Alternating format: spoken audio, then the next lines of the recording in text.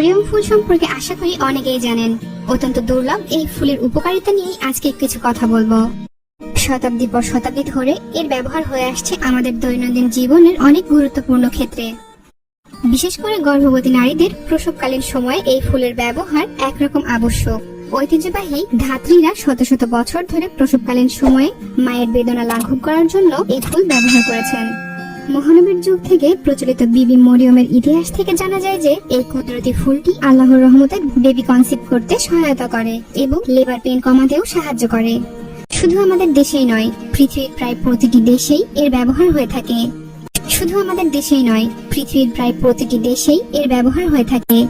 ইসলাম ধর্মের বিভিন্ন মনীষী এর ব্যবহারের উপর অত্যন্ত গুরুত্ব আরোপ করেছেন এবং বাতলে দিয়েছেন এর ব্যবহারের সবচেয়ে কার্যকর পদ্ধতি সমূহ। খ্রিস্ট ধর্মের পবিত্র গ্রন্থ বাইবেলেও এর কথা বর্ণনা করা রয়েছে।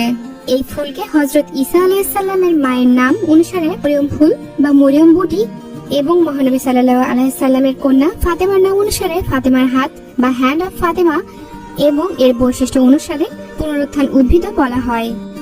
কারণ এই ফুল দেখতে খটখটে শুকনো ও মরা মনে হয়, কিন্তু কিছুক্ষণ পানিতে ভিজিয়ে রাখলে তরতর করে পাপড়ি মিলতে শুরু করে। অল্প সময়ের মধ্যেই ফুটন্ত ফুলের মতো তাজা আর প্রস্ফুটিত হয়ে ওঠে। এ এক আশ্চর্য ফুল। অধিকাংশ নারী হজে গিয়ে এই মরিয়ম ফুল নিয়ে আসেন অথবা অন্যকে দিয়ে আনান।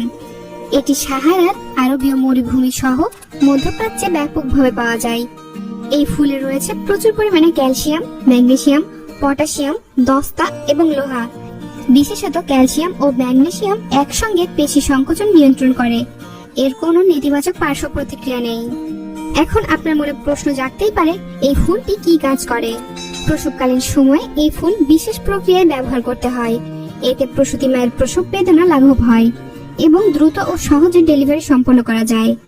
ব্যবহারের নিয়ম: বাচ্চা জন্মের সময় ডেলিভারি পেন ওঠে, তখন ফুলটি ডেলিভারি রুমে কোনো এক কোনায় কোনো খোলা বাসনে কুসুম গরম পানিতে ভিজিয়ে রাখতে হবে। কুসুম গরম পানি না থাকলে ঠান্ডা পানি হলেও হবে, গরম পানি হলে বেশি ভালো। ভিজলে ফুলটি আস্তে আস্তে ফুটতে থাকবে এবং যার ডেলিভারি হবে তার জরার মুখ খুলতে থাকবে এবং ব্যথা বাড়বে। ফুলটি যতই ভিজতে থাকবে ও প্রস্ফুটিত হতে থাকবে, আল্লাহ তাআলার রহমতে মরিয়ম ফুলের বরকতে বাচ্চার জন্ম খুব সহজভাবে হবে। বেবি হয়ে গেলে পানি থেকে ফুলটি উঠিয়ে ফেলতে হয় এবং এই ফুলের কাজ শেষে পানি থেকে উঠিয়ে রাখলে আবার আগের মতো ছোট হয়ে যায়, কারণ এটি একাধিকবার ব্যবহারযোগ্য।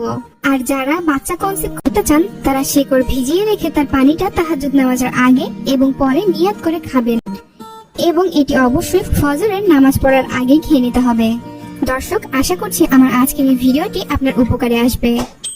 ভিডিওটি ভালো লাগলে লাইক ও শেয়ার করুন এবং আপনি যদি আমাদের চ্যানেলে নতুন হয়ে থাকেন তবে অবশ্যই সাবস্ক্রাইব করুন। ধন্যবাদ।